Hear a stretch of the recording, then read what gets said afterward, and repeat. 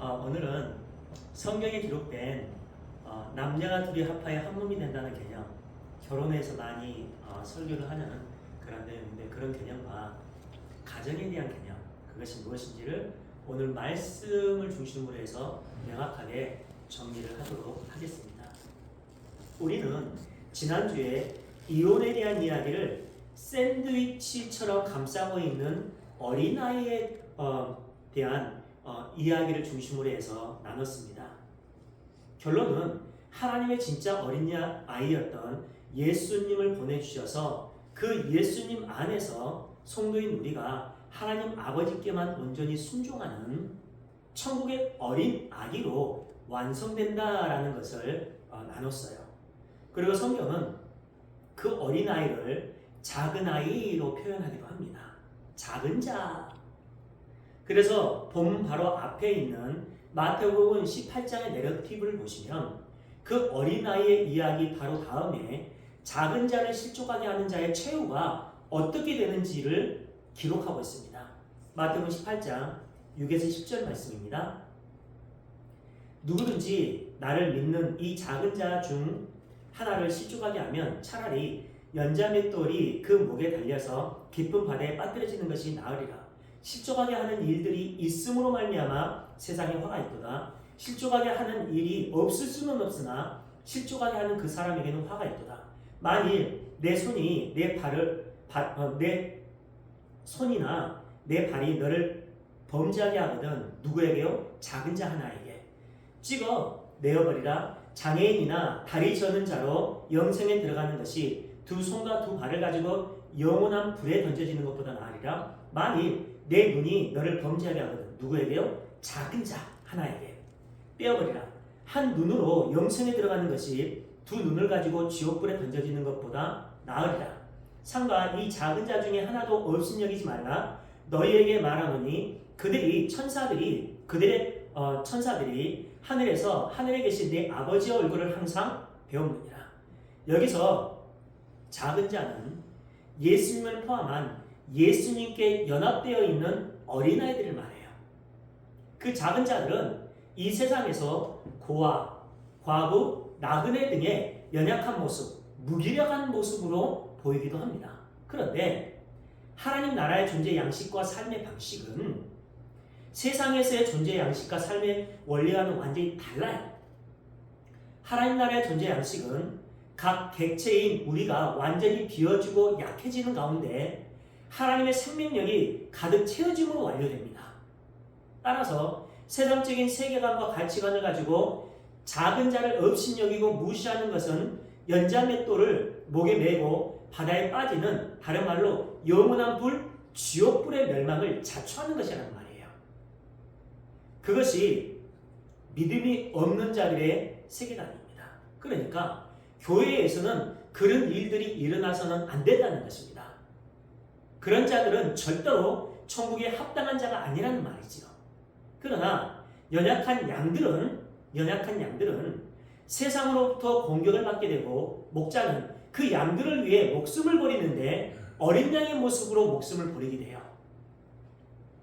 그렇게 해서 목자는 잃어버린 양들을 찾아냅니다. 그것이 잃어버린 양을 기뻐하신다는 목자이신 아버지의 이야기예요.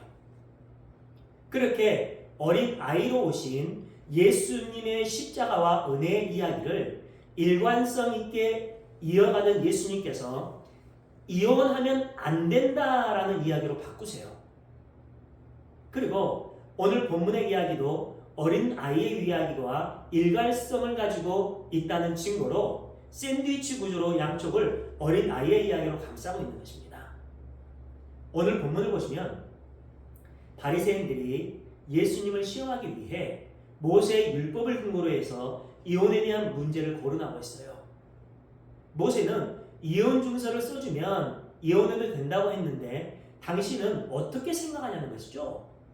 고대 운동에서는 남성 우월주의가 극에 달해 있었기 때문에 여자들은 인국에서에도 끼지 못할 정도로 천대를 받았고, 히브리 남자들은 우월주의를 가지고 모세의 율법이 나오는 이혼 규례를 자기들 마음대로 해석해서 사용했습니다. 신명기 24장 1에서 4절입니다. 이게 모세의 율법이에요. 사람이 아내를 맞이하여 데려온 후에 그에게 수치되는 일이 있음을 발견하고 그를 기뻐하지 아니하면 이혼 증서를 써서 그의 손에 주고 그를 자기 집에서 내보낼 것이요. 그 여자는 그의 집에서 나가서 다른 사람의 아내가 되려니와 그의 둘째 남편도 그를 미워하여 이혼 증서를 써서 그의 손에 주고 그를 자기 집에서 내보냈거나 또는 그를 아내로 맞이한 둘째 남편이 죽었다 하자. 그 여자는 이미 몸을 더럽혔은즉 그를 내보낸 전 남편이 그를 다시 아내로 맞이하지 말지니 이 일은 여호와 앞에 가증한 것이라. 너는 내 하나님 여호와께서 내게 기업으로 주시는 땅을 범죄하게 하지 말지니라. 히브리 남자들은요, 일절에서의 수치되는 일, 그 일을 자기 마음대로 해석해서 여자가 밥을 잘못해도 이혼을 하고 이웃집 아내보다 못생겨도 이혼을 했고 바가지를 들고도 이혼을 했어요. 그들이 그렇게 극단적으로 이혼 규례를 해석했던 이유는 그들의 율법관 속에서의 가정은 거룩하고 잡음이 없는 곳이어야 한다는 확신이 있었기 때문에 그래요. 가정은 거룩하고 잡음이 없어야 한다. 그런데 아내 때문에 남편이 불편하고 화가 나는 일이 생기면 그 거룩하고 흠이 없어야 하는 가정에 불화가 생기게 되기 때문에 그 불화의 싹을 아예 잘라버리는 것이 하나님의 백성으로서 올바른 처신이라고 생각을 했던 거예요. 쉽게 말해서 남편의 기분과 감정에 의해서 이혼이 결정될 수 있다는 것입니다. 그렇게 자기 자신을 위해 이혼을 남발한 거예요. 이스라엘이. 그렇게 사탄은요, 하나님의 말씀을 위해 살아가는 것처럼 하면서도 철저하게 자신이 주체가 되어서 자신의 편리와 유익을 위해 교묘하게 하나님의 말씀을 바꾸고 인용해서 살아가요. 성도를 미혹합니다. 거룩한 삶을 산다는 이유로 그렇게 가요. 교회에서도 그런 사람들이 많죠. 그렇게 그들의 이혼 남발은 거룩을 수호하겠다는 좋은 발상이라기보다는 한 여자에게 만족하지 못한 남자들의 정욕을 채우는 수단으로 사용되었던 거예요. 그 유대인들이었습니다. 그렇게 만들어진 것이 이슬람이었어요. 이슬람. 알라를 부정하는 자를 죽이면 천국에서 72명의 처녀들을 상으로 받겠다는 거죠. 그게 코란 9장 111절에 나와 있는 겁니다. 그래서 거기에 혹해서 이 세상에서 한 명의 아내로는 만족하지 못한다는 거죠. 그래서 천국에서 72명의 처녀를 아내로 맞이하겠다는 겁니다. 정신 나간 걸 믿고 있는 거죠. 죄송합니다. 그래서 모세의 율법에 함부로 아내를 내쫓지 말고 정당한 절차를 밟아서 이혼 증서를 써주고 헤어지라는 항목이 들어있는 것입니다. 그래서 주님은요, 오늘 본문에서 모세의 율법으로 공격하고 있는 그들에게 이렇게 말씀을 해주세요. 본문 8절 같이 한번 읽어볼까요? 본문 8절입니다. 시작. 예수께서 이르시되 모세가 너희 마음의 완악함 때문에 아내 버림을 허락하였거니와 본래는 그렇지 않아요. 본질을 이야기하고 있는 거죠. 본질을.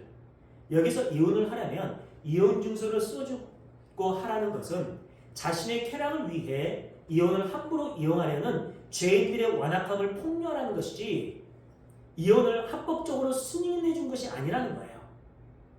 그런데 예수님 당시에 있었던 할례락파, 그 할례락파가 도에 지나치도록 이혼을 남발하면서 그것을 옹호하고 있었어요. 예수님은 그들에게 음행한 이유 외에 아내를 버리는 것은 간음이라고 말씀하세요. 남편의 이기적인 감정과 정욕으로 인해서 아내를 버리지 말라는 것이죠. 그러니까 하나님께서 짝지어 주신 한 몸이 둘로 갈라지는 일은 절대로 있을 수 없다는 것을 강조하는 것입니다. 하나님께서 짝지어 준 한 몸이 어떻게 둘로 갈라질 수 있냐는 것이죠. 왜요? 둘로 갈라지면 죽으니까요. 그것을 성경은 사망이라고도 하고 영원한 불, 지옥불이라고도 합니다. 그렇다면 주님께서 성도인 우리에게 이혼은 절대로 불가능하다는 것을 피력하고 계신 그런 이유일까요? 너희들 이혼은 절대로 불가능해, 그것을 가르쳐주기 위한 목적일까요? 아니죠. 오늘 본문의 내러티브는 어린아이, 작은 자로 오신 예수님의 십자가 은혜, 용서의 은혜로 흐르고 있어요. 예수님께서 바리새인의 질문을 받으시고 그 질문에 대한 설명을 창세기에서부터 시작해 나가고 계십니다. 본문 4에서 6절 예수께서 대답하여 이르시되 사람을 지으시니까 본래 그들을 남자와 여자로 지으시고 말씀하시기를 그러므로 사람이 그 부모를 떠나서 아내에게 합하여 그들이 한 몸이 될지라 하신 것을 읽지 못하였느냐. 그런즉 이제 둘이 아니요 한 몸이니 그러므로 하나님이 짝지어 주신 것을 사람이 나누지 못할지니라 하시니. 그런데 이 세상은 어떻죠? 하나님이 짝지어 준 거라고 해서 결혼을 했는데 사람에 의해서 그게 갈라지는 경우가 많습니다. 하나님이 그런 얘기를 하기 위해서 이 말씀을 주셨냐는 거죠. 하나님은 연합을 위해 달려가시는데 사람들은 자신의 죄로 인해 그 연합을 깨는 모습으로 살아갑니다. 태초에 하나님의 형상으로 남자 여자를 만드셨는데 그 둘은 하나님이 한 몸으로 엮어버립니다. 그러니까 남자라는 성과 여자라는 성 이외에 한 몸이라는 또 다른 초월적인 존재가 등장하고 있는 거예요. 그걸 잘 생각하면서 말씀을 따라가 보시기 바랍니다. 남자라는 성과 여자라는 성 이외에 한 몸이라는 또 다른 초월적인 존재가 등장하고 있어요. 천국은 남자와 여자라는 성의 구별이 없는 곳입니다. 그럼에도 하나님은 무엇인가를 설명하기 위해 남자와 여자를 만드시고 그 둘을 한 몸으로 선언해 버리세요. 거기에는 아주 깊은 메시지가 있습니다. 창세기 1장 26에 27절 하나님이 이르시되 우리의 형상을 따라 우리의 모양대로 우리가 사람을 만들고 그들로 바다의 물고기와 하늘의 새와 가축과 온 땅과 땅에 기는 모든 것을 다스리게 하자 하시고 하나님이 자기 형상 곧 하나님의 형상대로 사람을 창조하시되 남자와 여자를 창조하시고 26절에서는 하나님이 우리의 형상이라고 당신을 복수로 표현하고 있는데 27절에는 자기의 형상이라는 단수로 표현을 하고 있어요. 그렇죠? 그것은 삼위 하나님의 연합의 관계로 관계되어지는 복수이면서 단수가 되는 어떤 존재를 창조할 것임을 암시하고 있는 말씀이에요. 그것은 부부라는 존재입니다. 인간은 각기 다른 두 개의 성이 절대로 한 몸이 될 수 없는 존재예요. 인간들은. 쉬운 말로 연합이 불가능하다는 겁니다. 연합이라는 것은 신과 신, 신과 피조물 사이에서만 가능해요. 인간과 인간 사이에서는 죄가 가로막고 있기 때문에 절대로 연합이 일어날 수 없습니다. 그러나 신과 인간이 수직적으로 연합될 때 그 신을 머리로 해서 인간들이 수평적으로 연합될 수는 있어요. 그러나 그것도 인간 측에서의 가능성이나 노력에 의한 것이 아니라 하나님의 은혜에 의해서만 가능합니다. 하나님이 머리로 되어 있어야지만 가능하다는 거예요. 하나님께서 하나님의 형상으로 남자와 여자를 만드시고 그들을 한 몸으로 만드신 것은 예수라는 하나님의 아들이 남자가 되시고 신랑이 되어서 아버지의 품을 떠나서 십자가라는 방법에 의해 자신의 신체의 일부를 떼어내서 그게 창세기 창조잖아요. 여자 즉 하나님의 백성들을 창조해내시고 한 몸으로 연합되는 구원을 보여주고 있는 거예요. 구원을. 그 이야기를 이렇게 기록하고 있습니다. 창세기 2장 21에서 24절 여호와 하나님이 아담을 깊이 잠들게 하시니 잠들매 그가 그 갈빗대 하나를 취하고 살로 대신 채우시고 여호와 하나님이 아담에게서 취하신 그 갈빗대로 여자를 만드시고 그를 아담에게로 이끌어 오시니 아담이 이르되 이는 내 뼈 중에 뼈요 살 중에 살이라 이것을 남자에게 취하였은즉 여자를 부르리라 하니라 이러므로 남자가 부모를 떠나 그의 아내와 합하여 둘이 한 몸을 이룰지로다. 성경에서의 잠은 항상 죽음, 사망을 상징합니다. 남자가 죽고 옆구리가 뚫리고 갈비뼈가 척출돼요. 어디서 많이 본 거죠. 남자가 죽고 옆구리가 뚫리고 갈비뼈가 척출돼요. 거기서 여자가 탄생되어 남자와 여자가 한 몸이 되어서 부부가 됩니다. 그러니까 천국에는 남자와 여자가 아닌 제3의 성을 가진 존재들이 살게 되는 거죠. 바로 예수 그리스도의 십자가 사건을 예로 들어서 보여주고 있는 겁니다.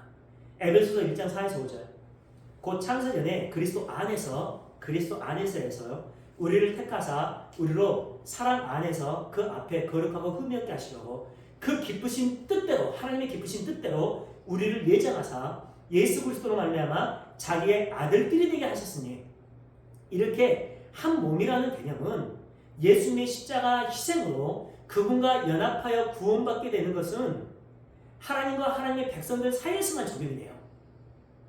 인간과 인간 사이에 적용될 수 있는 용어가 아닙니다. 하나님이 배제된 상태에서 원래 인간은 하나님 절대 우존적인 존재로 창조되었어요. 그렇게 창조되었습니다. 그 말은 하나님께서 인간을 하나님의 형상으로 창조하셔서 하나님을 완벽하게 드러내는 존재로 만드셨다는 말로 하나님과 인간의 연합을 의미합니다. 그런데 피조물이 하나님과 연합을 깨고 세상의 다른 힘들과 연합을 도모해요. 하나님의 힘을 의존하지 않고 스스로의 힘으로 자신의 존재됨을 추구하겠다는 겁니다. 그것을 타락이라고 해요. 타락. 그러니까 타락이라는 것은요, 도덕적 윤리적인 흠이라기보다 하나님을 의존하지 않고 인간의 힘과 능력과 인간의 생각만을 의존해서 살아가는 것을 말해요. 그것을 타락이라고 합니다. 그것을 다른 말로 음행이라고도 하고 간음이라고도 해요. 그때에는 하나님과 그 백성들이 갈라질 수밖에 없습니다. 그것이 하나님과 백성들 간의 이혼이에요. 그렇게 백성들의 마음을 빼앗아간 인간들의 가능성의 총합을 율법이라고 합니다. 율법. 구약과 신약과 오늘날의 우리 신앙의 본질이 연결이 되죠. 그러니까 하나님의 신부들이 살아있는 하나님과 이혼하고 율법과 재혼하고 있는 형국이에요. 그것을 신명기는 간음이라고도 하고 그들을 로마서는 음녀라고 합니다. 그것은 이혼당이 마땅한 일이에요. 그런데 진짜 신랑이 직접 내려오셔서 자기의 아내와 간음했던 자들을 죽여버려요. 그것이 로마서 7장에 나옵니다. 로마서 7장 1에서 3절. 형제들아 내가 법 아는 자들에게 말하노니 너희는 그 법이 사람이 살 동안만 그를 주관하는 줄을 알지 못하느냐? 남편 있는 여인이 그 남편 생전에는 법으로 그에게 매인바되나 만일 그 남편이 죽으면 남편의 법에서 벗어나느니라. 그러므로 만일 그 남편 생전에 다른 남자에게 가면 음녀라. 그러나 만일 남편이 죽으면 그 법에서 자유롭게 되나니 다른 남자에게 갈지라도 음녀가 되지 아니하느니라. 이렇게 우리를 붙들고 있었던 율법이라는 남편이 죽고 우리의 원래 신랑이었던 예수님께로 돌아갈 수 있는 자가 된 거예요. 우리가. 성경은 그것을 세례라고 합니다. 세례. 그러니까 우리 신앙생활 속에서 세례는 굉장히 중요한 거예요. 세례는 연합, 한 몸이 되는 것을 모형으로 해서 보여주고 있는 거죠. 그 세례에 의해서 성도의 삶에 하나님께서 짝지어 주신 예수님과의 연합이 온전하게 실현됩니다. 하나님은 그 현실을 남자와 여자를 창조하셔서 그들을 가정으로 묶으심으로 인해 그 안에서 설명하고 계세요. 그러니까 우리는 성경에 기록되어 있는 결혼을 통해서 신랑이신 예수님과 신부인 성도의 연합을 보는 것이 중요해요. 즉 성경의 모든 내용은 하나님과 성도인 우리와의 관계적인 측면에서 바라보는 것이 중요합니다. 그런데 한 몸이라는 것은 자기를 완전히 비우고 신랑의 능력과 신랑의 성품과 신랑의 댐댐이를 충만하게 받아야 하는 절대 순종과 절대 의존에서만 가능한 것인데 인간은 거기에서 벗어나 타락을 했습니다. 하나님을 의존해서 그분의 지체로 살았던 자들이 자신을 위한 이기적인 삶을 살기 시작했어요. 거기에서 한 몸에 대한 개념이 깨져버려요. 한 몸에 대한 개념이. 그래서 여자는 남자를 조종하려고 하고 남자는 여자를 다스리려는 분리가 일어나게 된 것입니다. 분리가. 연합이 깨져버린 상태예요. 그래서 이 땅의 모든 부부관계는 왜 우리는 이렇게 결혼을 하고도 한 몸이 아닌 둘로 살 수밖에 없는지를 배우고 예수님과의 결혼을 추구하는 교훈의 장으로 우리에게 주어진 거예요. 에베소서 5장 31, 32절. 그러므로 사람이 부모를 떠나 그 아내와 합하여 그들이 한 육체가 될지니 이 비밀이 크도다. 결혼에 대한 얘기를 하는데 이 비밀이 크도다 그 비밀의 본질이 무엇인지를 얘기를 하잖아요. 나는 그리스도와 교회에 대하여 말하노라.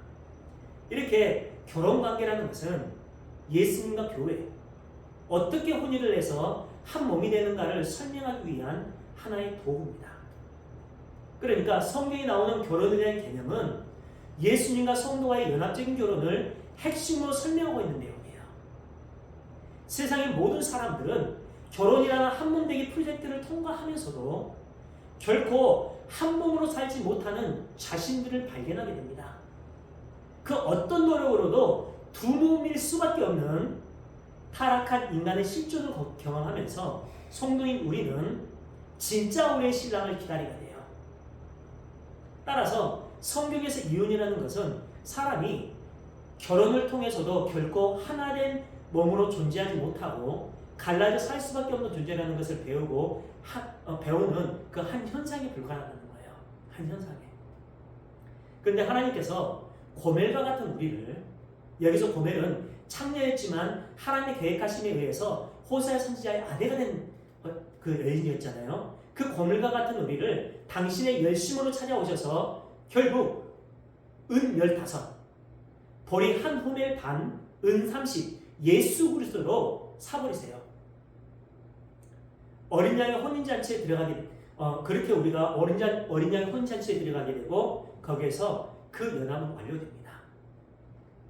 따라서 결혼을 하고 안 하고 이혼을 하고 안 하고가 중요한 것이 아니라 결혼이나 이혼을 통해서 인간의 타락한 현실과 한 몸 만들기 프로젝트인 하나님의 구속의 복음을 올바로 이해하는 게 굉장히 중요해요.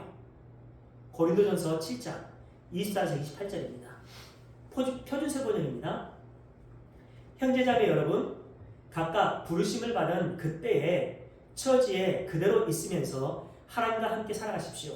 주님께서 처녀들에 대해서 하신 명령을 나로서는 받을 것이 없습니다. 그러나 나는 주님의 자비하심을 힘입어 믿을 만한 사람이 된 사람으로서 의견을 제시합니다. 지금 닥쳐오는 재난 때문에 사람이 현재 상태대로 살아가는 것이 좋다고 나는 생각합니다. 아내에게 매였으면 그에게서 벗어나려고 하지 마십시오. 아내에게서 놓였으면 아내를 얻으려고 하지 마십시오. 그러나 결혼한다고 할지라도 죄를 짓는 것이 아닙니다. 그리고 처녀가 결혼을 하더라도 죄를 짓는 것이 아닙니다. 그러나 그들이 살림살이로 몸이 고달픈 것이므로 내가 아껴서 말해주는 것입니다. 이렇게 결혼을 하고 안 하고 이혼을 하고 안 하고가 중요한 것이 아니라는 거예요. 성도는 그냥 자신이 처한 상황 속에서 하나님과 하나님 나라, 하나님의 은혜와 긍휼을 잘 배우면 되는 것입니다. 그런데 자신들이 잘난 척을 하면서 남편과 아내 사이가 그런 것이라면 차라리 장가들지 않는 것이 낫겠다라고 이야기를 해요. 본문 10절 제자들이 이르되 만일 사람이 아내에게서 이같이 할진대 장가들지 않는 것이 옳겠나이다. 이 말은요, 결혼이라는 것이 그런 것이라면 모든 사람들이 간음이라는 죄를 짓게 될 텐데 그렇다면 죄를 짓지 않기 위해서라도 결혼을 하지 않는 게 낫겠습니다 라고 하는 말일 수도 있겠지만 무슨 재미로 결혼하냐라는 인간적인 종욕을 펼쳐나는 말이기도 해요. 둘 다 인간의 가능성과 가치를 추구해서 버리지 못한 죄입니다. 그때 주님께서 정말로 너희가 그럴 수 있겠니? 라고 물어보시면서 고자에 대한 이야기를 해줘요. 고자에 대한. 그게 오늘 말씀의 마지막 부분에 있는 말씀이죠. 고자, 즉 성기능을 상실해서 결혼을 못하게 된 세 종류의 사람이 있는데 그 첫째는 날 때부터 고자인 사람입니다. 날 때부터.